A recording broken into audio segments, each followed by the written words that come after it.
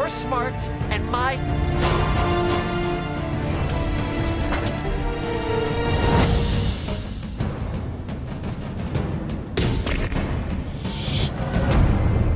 He told me enough. No, I.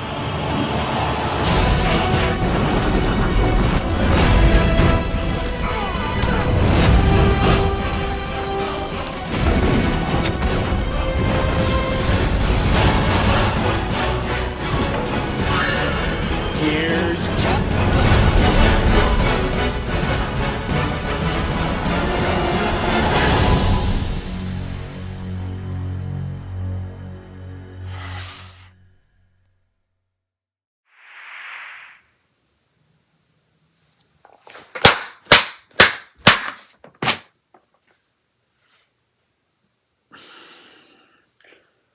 Just fuck the intro, guys. Fuck the intro. I don't need to say an intro skip for this. I don't need to say an intro skip for Rant. This whole punching is my intro. But, hey everyone, it's Donji Corleone here. And I'm going to try to make my intros less long this time. I will announce that. But I'm here with a brand new epic rant. And this epic rant, because I'm going to say what the kind of movie it is in the intro, so people know what I'm reviewing. It's a horror remake. It's not just any horror remake, guys. We're now doing this, a 3-parter horror remake. Yeah, because that's never been done in Hollywood before. So let's take a horror movie and we'll split it into 3 parts, because people will go watch it. It's not just any horror movie we're remaking. We're remaking a horror movie from a not that old year, 2008. And it's one that's not even that that's not even that well liked, or anybody even cares about anymore. It's, of course, The Strangers Chapter 1.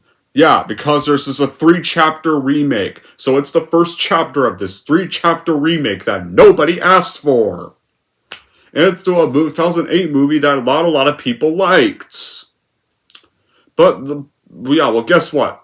There are some minor differences of this plot, but it's still the same as the first one, because this time around, this couple's car breaks down in a small town, and so then the rest of the movie plays out like the original. They go to a remote cabin. 3 masked strangers terrorize them. They make fucking stupid choices. Right here. And they both... Or, no, okay, never mind. And I'll get to later, but yeah. Almost the same plot. And this all got announced around August 2022, when Roy Lee wanted to pretty much do a 3-parter remake of The Strangers. Yeah, great idea. And you know what's sad, guys? You want to know who directed this? Renny Harlin. Yeah, the guy who directed Elm Street 4, the guy who directed Die Hard 2, the guy who directed, oh right, the great Stallone flick Cliffhanger, directed this piece of garbage? That Renny Harlin?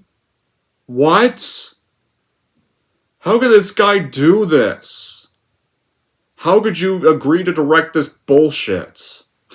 I don't know why, but you know what else is sad, guys? It's written by Eleanor Cohen and Alan Friedland, and the story is done by Brian Bertino, and the producers are Mark Hahn, Christopher Milburn, Gary Raskin, Charlie Dumbeck, Alastair Burlingham, and our final one, Courtney Solomon.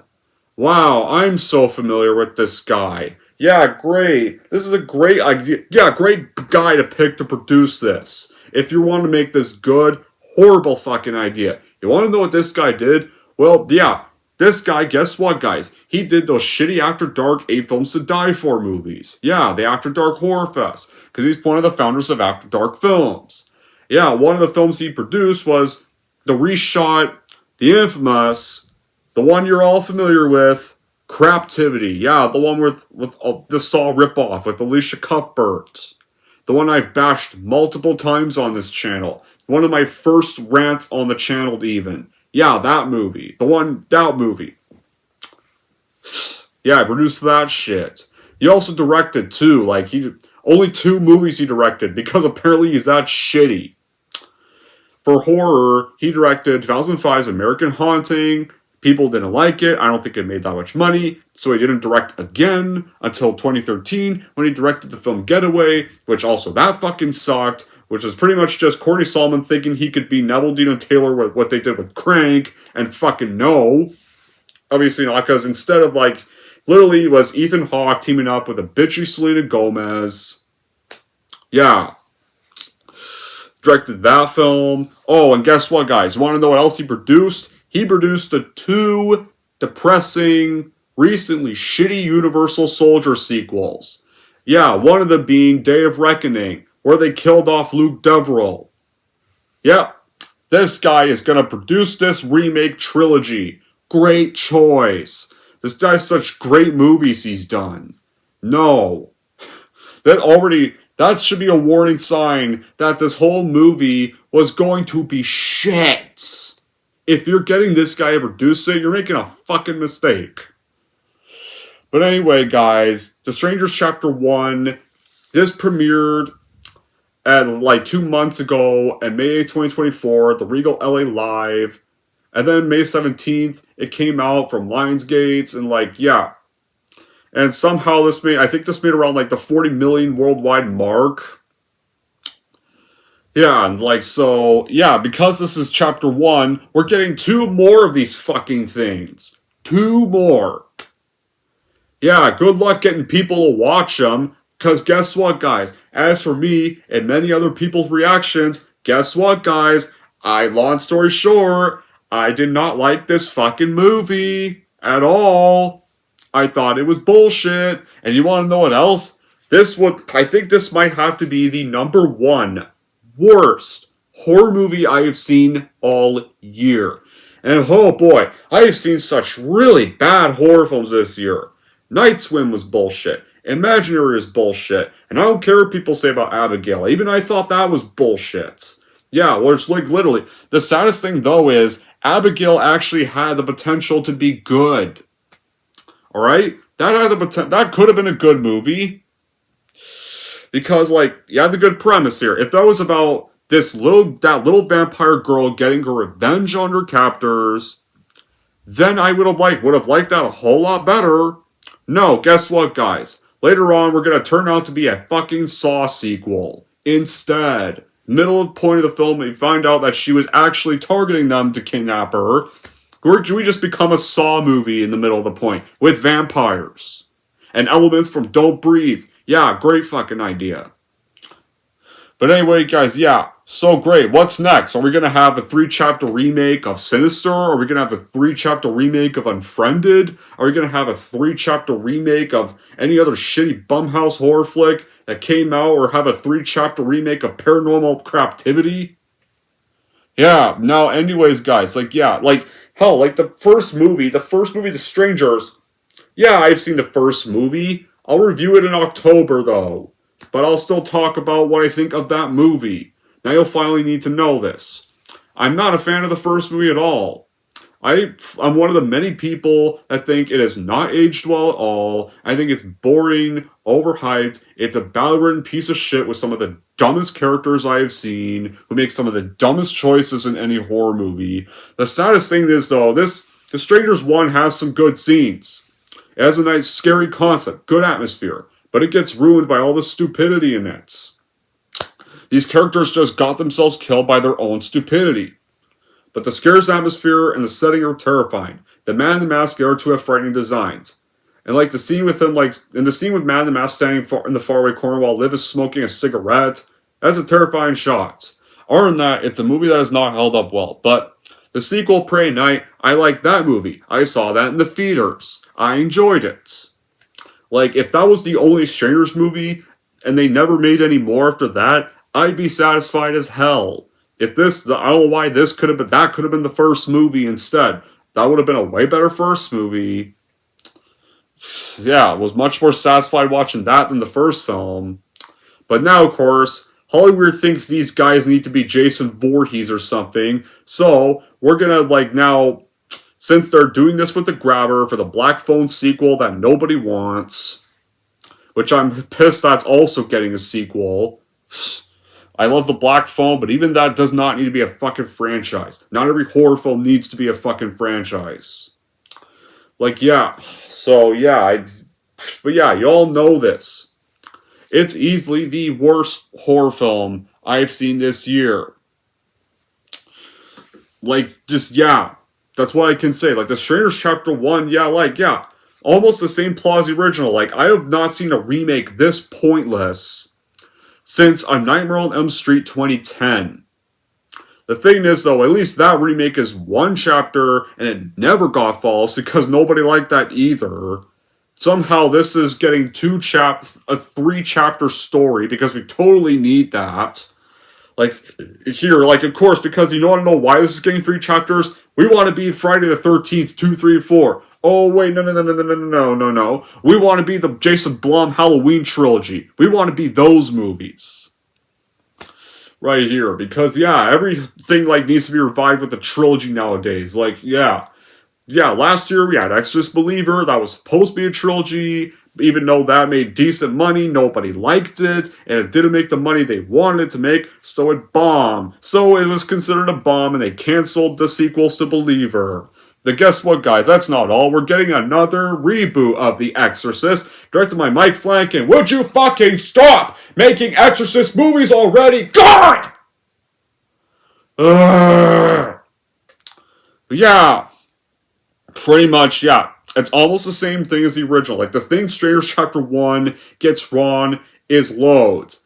There's even more stupidity here, like, hell. I thought Liv and Scott in the first one were stupid. This couple were even stupider this time around. There's stillness, there's subtlety, there's down-home feel from the first film. Like, yeah, like, the film is just loaded with dramatic musical cues, predictable scares. Like, hell, the scares in Chapter 1 in the real Chapter 1 2008, I'll admit, were better.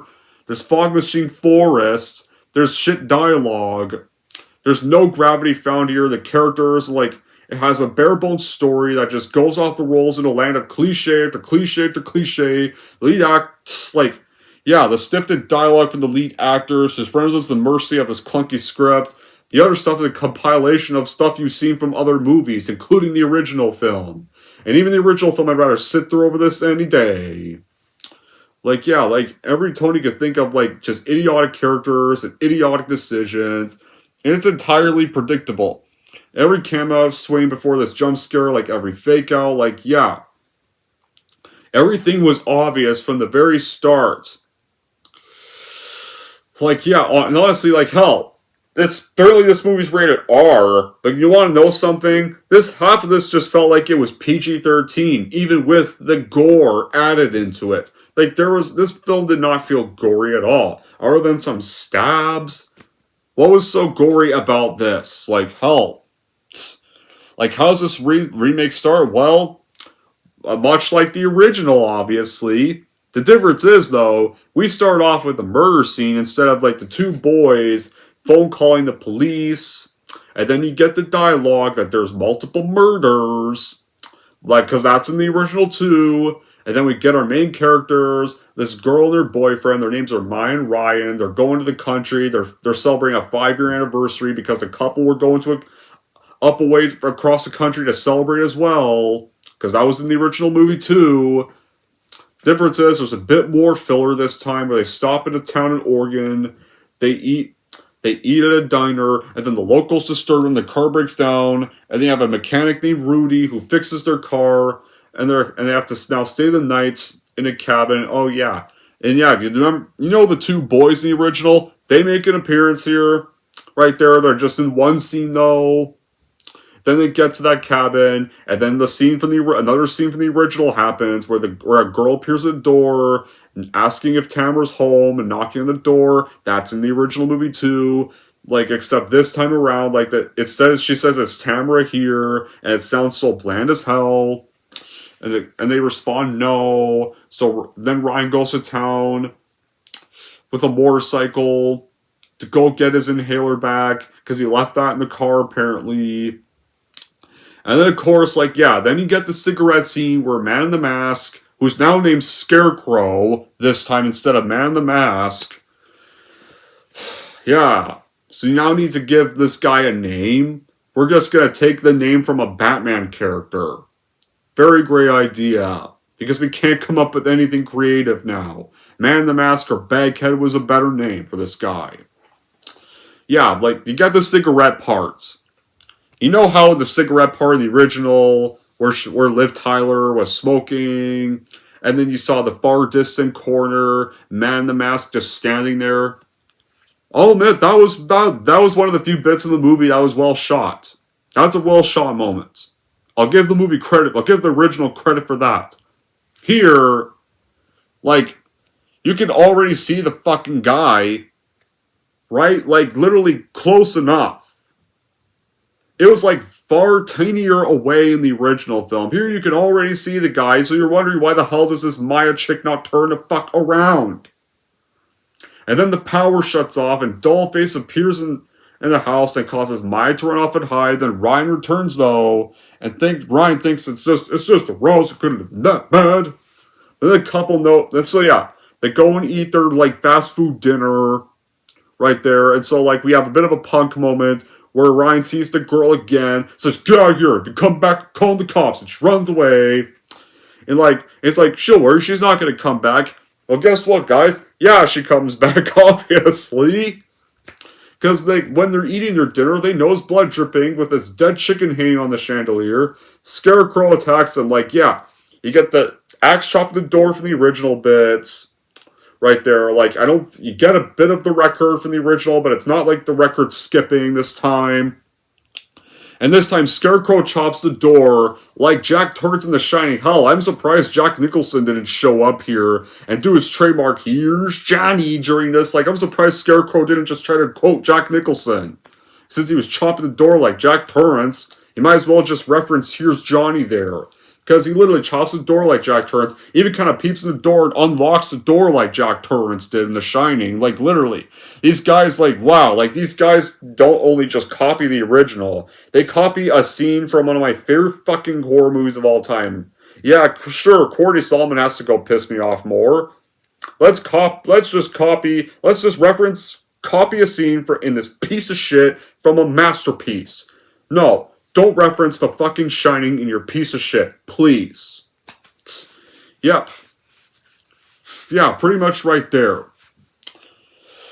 Yeah, it's different. Like, it's difficult when you remember a couple in a slash film that makes even more poor decisions than Liv Tyler or Scott Speisman did. Those two are stupid in the original. These guys were even stupider. I kid you not. Like, hell, like, yeah, like, they repeat the same mistakes in the original, except they just fuck up even worse. And honestly, like, with these couple were so much stupider. They had me rooting for the killers. Honestly. This shit couple had me rooting for these killers. Because, like, with the poorly written characters, the editing just pulling me out of the story and many other people. Like, yeah, like, whatever, Maya put on a record, the song played for 30 minutes, and then she plays the piano, as saw the sun later, and then the power comes out, the fuse blows, the record just suddenly plays again. Even though that probably should not be, the record would probably not be working with no power. So what, did the record just pause so she could play piano? Yeah, like, how many errors does this movie have? A bunch of errors. Because they're too sloppy to edit out shit. They're lazy to tell a good story here. They're lazy to try to be more creative if they're remaking a movie. We're just going to repeat everything. We're going to take a movie that's not that old. We're going to split it into 3 boring-ass parts that nobody wants. And I can bet you nobody's going to go watch Chapter 2 because nobody liked this. Some people actually went and watched this. For some weird reason, this made like 40 million domestic worldwide or something. But good luck getting anybody to watch the next 2. I wouldn't be surprised if they go direct to video. Well, little scares happen, or just lazy jump scares. Or scares are just trying to repeat the original that, even though I don't like the original, even those were done better in that movie. The killers in the story are confusing as hell. Like, are these guys human? Or are these guys, like, demonic monsters or ghosts? Like, these guys seem to teleport this version, they seem to teleport from one area to another area, or they walk on squeaky floorboards and crunchy fall leaves, and I'm surprised like these three don't give away their location when Maya and Ryan are trying to flee these guys. I'm surprised like they don't find out that they're obviously right within the area and they're probably just giving away their damn location with how they walk. So yeah, pretty much, and yeah, like Maya even tries to call like to fix the fridge because when they get there, their fridge is not working. But why would you need to call to fix your fridge? You're just staying for one night. And you only have like a 6-pack of beer, so why the hell would it matter if your fridge gets fixed or not? You guys are gonna leave in the morning, so don't bother. Yeah, the only reason the mechanic is in this movie is because we need to repeat the part where Scott Speedsman fucks up. Just the acting in this movie fails to redeem the characters. Hell, Live Tyler's Scott Speedsman acting was better in the original too. The performances from this couple, they fell flat, they were uninspired, there was no depth, there was little to develop the plot of the characters at all. And the cinematography gets immediately overshadowed by the abysmal lighting, especially in the night scenes. The poorly executed lighting just makes it difficult to follow the action, detracts from the atmosphere. That's crucial in a horror film, is to have good atmosphere.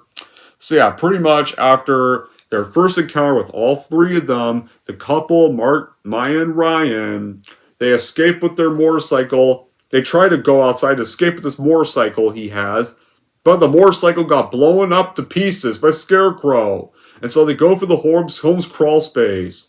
Yeah, one part, like, Maya's trying, like, Ryan has a rat on him and has to carefully get him off, but then Maya doesn't look where the fuck she's going and strikes her hand on a nail. Wow! That was obviously not going to happen. How did I not see that coming? A nail struck her hand. Ooh, no! Wow, that was predictable. Yeah, you're in an underground area. Of course there's going to be a fucking nail in the ground. How about you look on the fucking ground where you're crawling? I mean, it's not like the killers are just going to be under the ground as well. They're on the floor. They're up above you. What, they're just going to be hiding there too? But they get to the shed, and then Ryan finds a shotgun, and then Maya's about to be attacked again, and Ryan rescues, and then, of course, we repeat that part where Scott Speedsman fucked up in the original and killed his friend. This time around, Ryan mistakenly kills the owner. Right here. As if, wow, you didn't learn from that criticism, from the people who criticized that bit in the first movie, and you learned nothing from that? Don't you think, like, maybe you should have, I don't know, if you're going to remake the first film, how about make the characters a little smarter? How about listen to the criticism that the people were stupid in the original, and how about make them smarter in this one? To avoid repeating that same mistake? But they don't want to, because then it's not The Strangers. Because this is a remake. And we need to have chapter 2 and 3 happen, because we want this to be a trilogy. And I think they even said they want this trilogy to end on a cliffhanger so we can make more sequels. Who's gonna go watch a franchise of The Strangers? Yeah, who's gonna care about these guys suddenly being Jason Voorhees or Freddy Krueger or Chucky or Michael Myers? These guys are not that. But yeah, after they kill the Airbnb owner, they try to use his vehicle to escape, but Scarecrow's truck T-bones it and disables it. So they all run into the woods. Maya runs into the woods, but actually no, Ryan can't. He has his legs stuck in the car. Maya tries to call 911 in the woods, but because there's a lack of service. Yeah, because you call in the woods, of course there's no service. That's predictable. I've seen that multiple times, and it's done better in plenty of actually good horror films. Yeah, well, guess what? Then comes across a corpse, and then she gets discovered by Dollface and is knocked out cold. So then we get back to Ryan. And right here, guys, Ryan had the opportunity to guess what? Oh, he sees Pinup Girl. And, like, he had a gun, and he could have shot her immediately. Had the opportunity to shoot her ass. But instead, like, he decides to play all tough, cool, badass cop and pretty much interrogate on Maya's whereabouts, and then Pinup Girl turns around, does laughs like a fucking retard, Yeah, so then points the gun at her head again, and then then Ryan's all like, you know how the first kill's the hardest? And then, of course, Pinup Girl nods, and guess what? Scarecrow shows up and knocks him out cold. Yeah, I knew, first watching this bit, I knew that was gonna happen. I knew Scarecrow, or Man in the Mask, or Baghead was gonna immediately show up and knock him out. Had all this time to shoot her. Instead, you wasted your fucking time. Could have shot her in the head. All this time to shoot her in the head before Scarecrow showed up. Yeah, what's remarkable is the lack of originality, in an art form. The scare is, all the scares from the first movie. You're just replicating them all. You're not putting in effort. You're just trying to repeat what happened in that movie. Hey, remember this scene in the original movie? We're doing it again. Or, hey, remember that. Remember this. Remember that. Remember this. Remember that. Yeah, I'm surprised this is the same Rennie Harlan who directed Cliffhanger and directed better movies and somehow went to this shit. Came back for this shite? Yeah, oh my god, I'm surprised Cordy Solomon didn't just direct this thing himself. Hell, if the scares weren't the only thing similar to the original film, and if the characters being fucking stupid weren't similar to the original film, the whole cinematography, sound design, the lighting are all similar to the original film, because it takes place at night, of course. They just wanted a new time capsule, they just wanted a 2008 horror film in a 2020s world. And it doesn't work. Hell, oh my god. There's plenty of better slasher movies than this on here. Let's see here. Oh, these three movies. These three movies right here. Halloween 2 and 3, Halloween 4. All those I'd rather watch over this boring movie any day. Halloween H2O. I'd rather watch that over this boring movie any day. Oh, let's see here. I've got this. I have Child's Play 3 on Blu-ray, but yeah. Child's Play 2, Child's Play 3, Bride of Chucky. All better slasher movies. I'd rather watch those any day. Ooh, let's see here. Oh yeah. Candyman. Would rather watch that any day over this boring movie. Hellraiser 1 and 2. I'd rather watch this over this boring-ass movie any day. Yeah, the Texas Chainsaw Massacre remake duology, Texas Chainsaw Massacre, Texas Chainsaw Massacre 2 from 1986. I'd rather watch all four of those. I'd rather watch. Also, almost every single Friday the 13th movie, except for Jason Takes Manhattan, because that movie fucking sucks. Other than that, though, every other Friday the 13th movie, including the weaker ones, any day over this. You want to know why? Because guess what? They don't always end with Jason winning. You want to know how these movies all end? Guess what? Friday the 13th 1, Mrs. Voorhees, dead. Part 2, Jason defeated. Part 3, Jason defeated. The final chapter, Jason dead. This one doesn't have Jason. Jason lives. Jason dead in the river at the bottom of the lake until the next movie. New Blood, Jason dead. Hell, even Jason Takes Manhattan, the worst one, actually also ends with Jason dead. I can bet you, because they're making this 3 chapters and probably want to make more sequels to The Strangers, what's next? Are they going to repeat this franchise now? Are they going to have it be... are they going to have The Strangers becoming The Strangers Lives? Or The Strangers New Blood? The Strangers Take Manhattan? Are they going to have the Strangers go to New York or go on a fucking boat ride? Or are they going to have the Strangers, are they going to repeat Jason Goes to Hell, have the Strangers go to hell, the final Strangers? And we're going to lie about that because we might make more. Well, maybe we'll make the Strangers go to space. Yeah, and then we'll probably make another remake and make a shittier one. Again. When that space one bombs. As people want to bitch about this movie right here, Jason Goes to Hell, was better than The Strangers Chapter 1. That was actually, people want to shit on that movie all they want. I had more fun watching that movie than this any day. Because, You have a badass like character in there. You have a good protagonist right here. You had you had epic gory kills. Like this, Jason Goes to Hell had much better, more brutal kills than this boring movie did. Even Jason Goes to Hell felt darker than this. Yes, I'll admit, I hate the body switch concept. I hate the warm bullshit twist. But I have fun with it. I have fun with the unrated version of that movie. Jason Goes to Hell, I thought, hell, I'd rather sit through Jason Goes to Hell over this boring movie ever again. Because at least Jason Goes to Hell is actually fun. And it's not boring. And it's not lazy. It's actually trying to do something different. And that movie felt much quicker than this. Right there. Like, this film was 91 minutes.